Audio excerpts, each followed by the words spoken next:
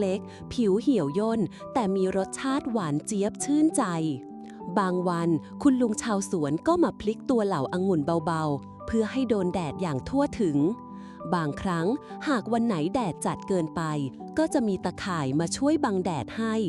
หรือถ้าวันไหนฝนทำท่าจะตกเหล่าองุ่นก็จะถูกย้ายเข้าไปในโรงอบลมร้อนที่มีลมอุ่นๆพัดผ่านช่วยให้องุ่นแห้งได้เหมือนกัน